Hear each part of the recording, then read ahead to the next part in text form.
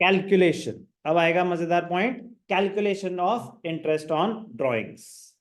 कह रहा दो सिचुएशन हो सकती हैं। एक, when a fixed amount is withdrawn at regular intervals, 5,000 per month, 5,000 per quarter, in the beginning, in the middle, at the end, fixed amount is withdrawn at regular intervals। या तो ऐसा हो सकता है या ऐसा नहीं हो सकता कि नहीं नहीं ऐसा कुछ फिक्स नहीं है, कभी 5,000, कभी 10,000, कभी 15,000, कभी कोई डेट, कभी कोई डेट, यही हो सकता है ना।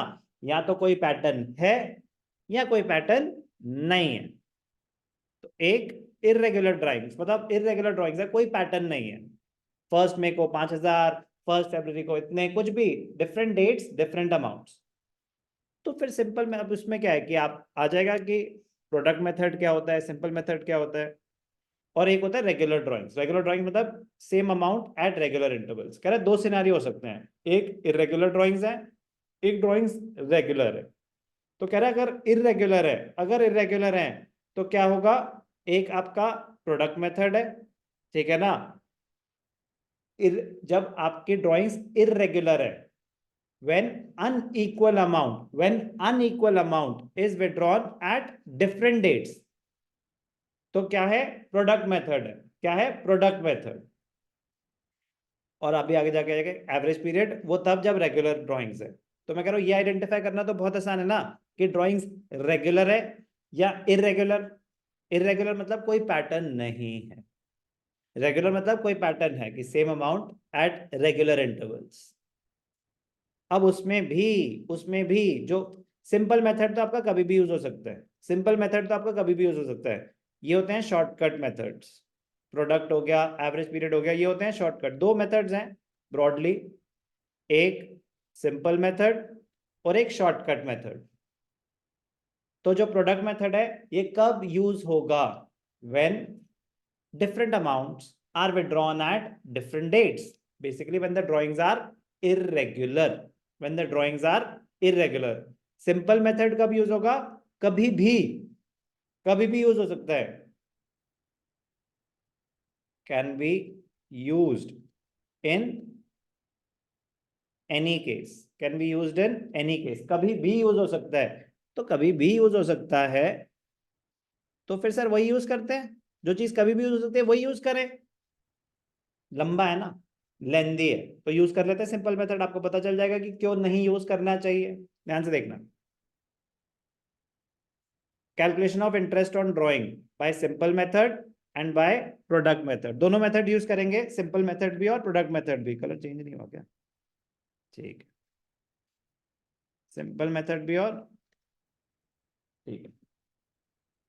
सिंपल मेथड तो कुछ ज्यादा ही सिंपल है, ध्यान से देखें। सिंपल मेथड मैं एक ही बस करके दिखाता हूं। सिंपल मेथड, 1 मई को आपने कितने पैसे विड्रॉ करे, 2,000। तो बुक्स कब क्लोज हो रही है, 31 मार्च।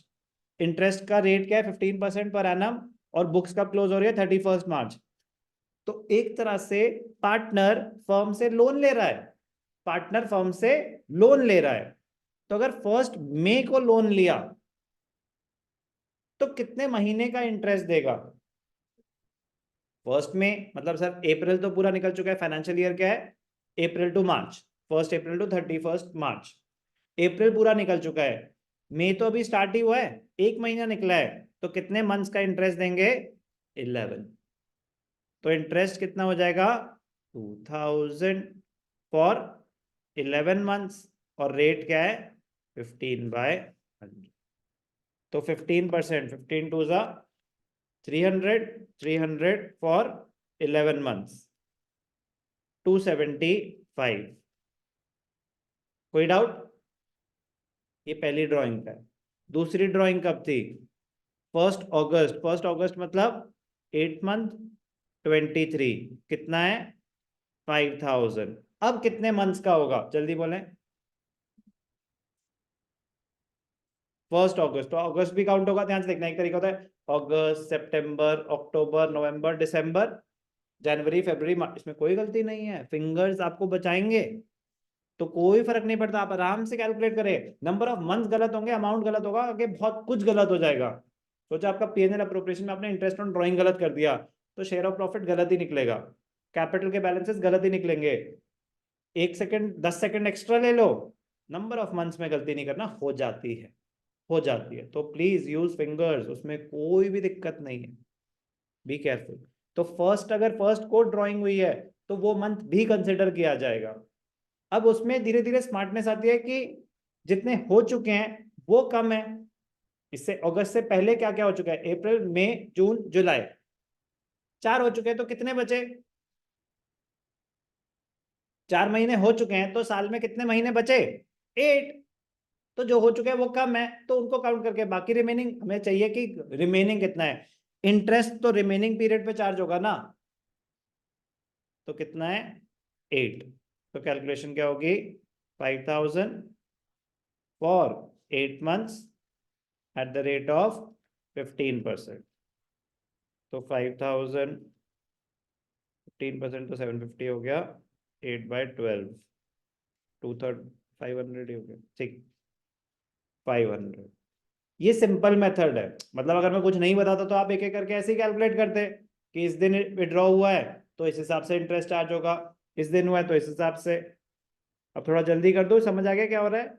30 सितंबर, 30 सितंबर है, 30th है तो सितंबर खत्म हो चुका है, अक्टूबर नवंबर दिसंबर जनवरी फरवरी मार्च 6 months, 2000 6 months 15%, तो 15 टू 300, 300 का हाफ 150। वेरीफाई करते रहना प्लीज।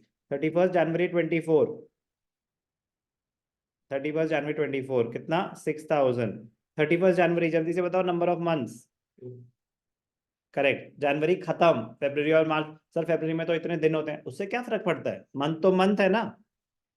तो 6000 for 2 months at the rate of 15%, 15 900 900 by 6 150। और लास्ट कब है, 31 मार्च। लो जी, आपका ये वाला पॉइंट भी यहाँ कवर हो गया।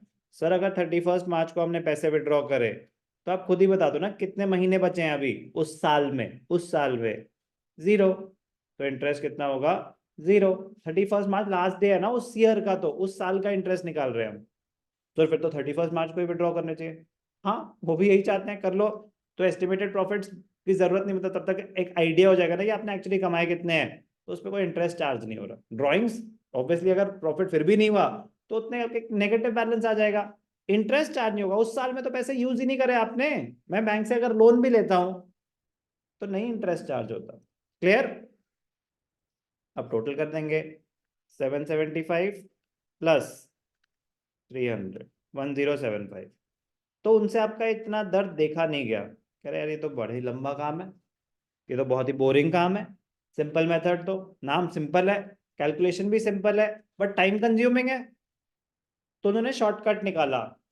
कब अप्लाई होगा, if the drawings are irregular, different dates different amounts, different dates different amounts, तो उन्होंने एक शॉर्टकट निकाला। इतना कोई शॉर्ट नहीं है बट शॉर्टकट है, इससे कम टाइम लगेगा। इसमें तो आप हर स्टेप पे इंटरेस्ट कैलकुलेट कर रहे हो, कह रहे नहीं, क्या यूज करो, प्रोडक्ट मेथड यूज करो। क्या यूज करो, प्रोडक्ट मेथड। तो प्रोडक्ट मेथड जल्दी से कितनी है, 1 2 3 4, 1 मई 1 अगस्त, 1 मई 1 अगस्त, 30 सितंबर, 31 जनवरी और 31 मार्च। अमाउंट 25262, 25262। अब ध्यान से देखना, number of months, number of months first में है 11 8 6 2 0।